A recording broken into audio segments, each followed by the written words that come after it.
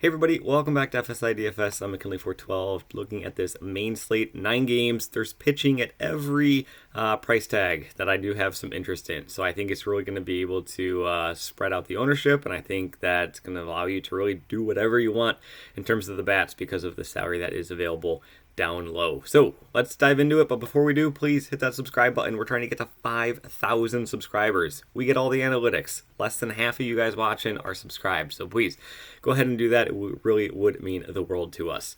So here we go. Ohtani, Gausman, Fried, and Kelly, top 4 pitchers in terms of salary and above 9K. Kelly, I don't have any interest in going up against the Dodgers. My number one is actually going to be Gausman going up against Cleveland. Cleveland is an absolute disaster right now on offense. Ever since that trade deadline, they're barely averaging 2 runs a game. That's it.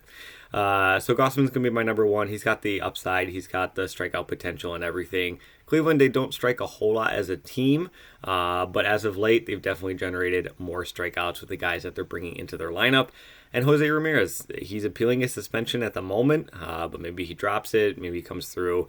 So who knows if he's even in the lineup. But even if he is, Gausman's going to be my number one pitcher on this slate. Ohtani and Fried, it's really the next is between them. Fried, you can see he's $2,000 cheaper. Max Fried, remember, he's a pitcher for Atlanta. He's a stud pitcher for Atlanta. Like, they have been having this insane season, and then they're just getting a guy like Fried back.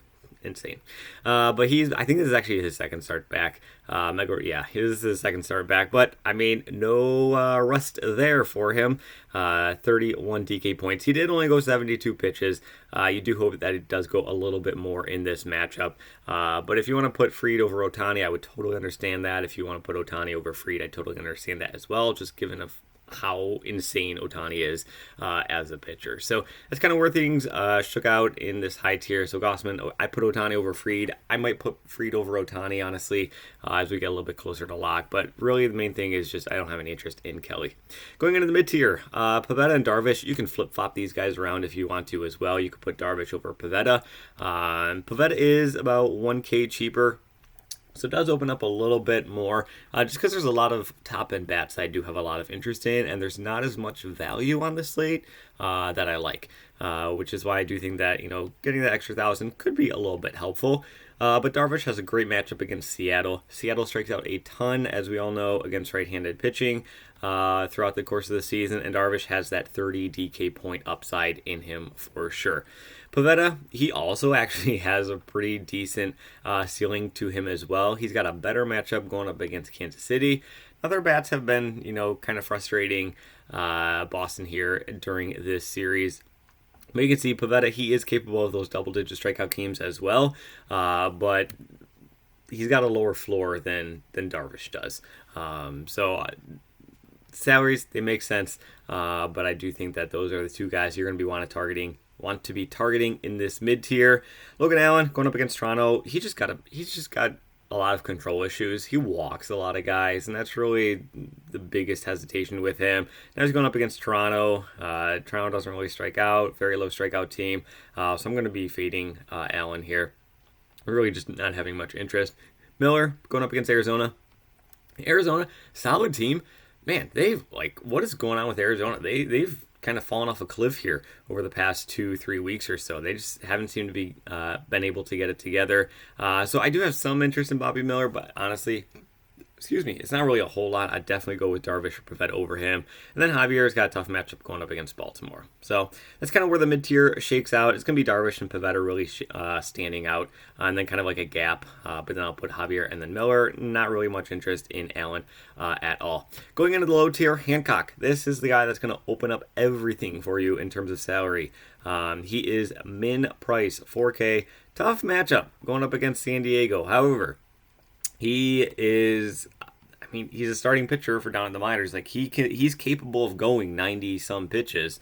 And anytime you have a pitcher that's, able to go 70, 80, 90 pitches and is min price, I'm going to take a shot at it. For him to pay off his salary, he needs to get 10 DK points. That's it. think he's capable of doing that. Even if he gets like 70 K points, it really doesn't burn you too much. The opportunity is certainly going to be there for him. I think he's going to be pretty darn popular on this slate, just because he's going to be able to allow you to jam in teams like Atlanta, can be able to jam in teams like Boston. I know, Boston again. These past 2 days, we've targeted them and they've really struggled. But third time's the charm, right? But yeah, so Hancock, I think, is going to be the number one cheap low tier that people are going to be targeting. Flaherty, he's now on Baltimore. His first start with Baltimore was amazing. Did fantastic. Face off against Toronto, 27 DK points, 8 strikeouts, 2 walks. Tougher matchup against Houston, but honestly, not too much of a tougher matchup. Like, he did go into Rogers Center and Toronto and shut them down. So I do think that he's a really intriguing play. If that's kind of, sometimes people just need a change of scenery, and that's what he's got. So I do like Flaherty there. Hendricks, he's okay. 6.6K. I like the price tag. He's not really striking a whole lot of people out, but he's still a decent real life pitcher. Everybody else, just not really a whole lot of interest in. It's just kind of there. I guess I can put Clevenger there as low, but everybody else is really no interest or a fade. So yeah, that's kind of where the pitching shakes out in terms of the bats. Atlanta, Boston, Dodgers. I think a gap, and then Toronto kind of all by themselves. But Atlanta, Boston, and the Dodgers are the top three. And like I said, if you throw in Hancock, it really kind of opens up everything else in terms of the salary. So let's go like Gausman and Hancock and just kind of see. We got 4.4K remaining for everybody else. So we'll just go Atlanta, Boston. I honestly haven't done this. I don't know where everything's going to shake out. We'll throw in Olsen, throw in Devers. We'll throw in Acuna's day-to-day, so maybe they put up a lefty up top in like Harris or something. That would be great, honestly. Duran, we'll throw him in there. Oh, Yoshida, he's got to be in there. 3.5K remaining. I mean, totally possible. This is going to be simple. So Hancock really opens everything up if you do want to go that route. But yeah, Atlanta and Boston are going to be the top two stacks in my opinion, or teams to target in cash games in my opinion. I think Boston has the highest implied run total at like 6.4. It's absurd. But they've let us down the past 2 days, but maybe that will lower their ownership a little bit more. Advantage us if that does happen. Dodgers, Toronto right behind them. In terms of GPP, I think San Diego is going to be the most intriguing. Like, they're a solid offense, and they're going up against a guy making his MLB debut, who is expected to be pretty popular in terms of ownership. I think that's your fantastic GPP pivot. When everybody's going Seattle, get pitcher, just go with a solid San Diego offense from there. Got Houston there as well. In terms of the cheap, Yankees and the White Sox are facing off against each other, but both of these teams really do provide some affordable guys.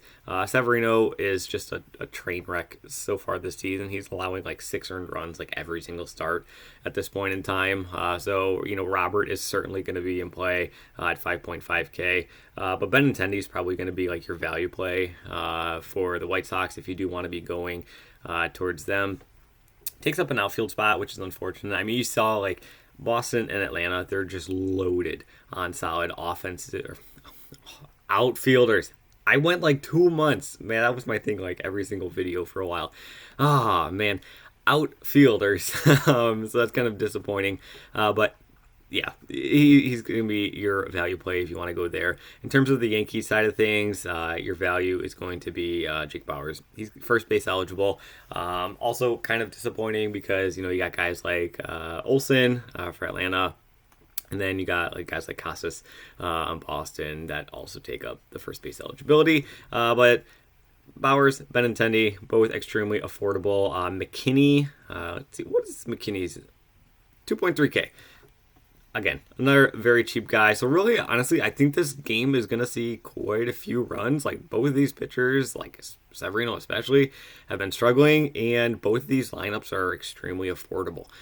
So if you are looking to get a little bit more value, maybe this is where to go. The game to go to is in New York and Chicago. So that's kind of where this slate kind of shakes out. I do think that I kind of really like this slate, to be completely honest. I think it's because there's pitching at every single price point, and it allows you to just kind of get any build that you want to. You can even jam in the most expensive builds if you want to go there. So that kind of covers everything. Thanks for watching. Really do appreciate it. Mega Roar is going to have you guys on Thursday and Friday, and I will be back on Saturday. So until then, good luck in your contests, and just try to enjoy your days.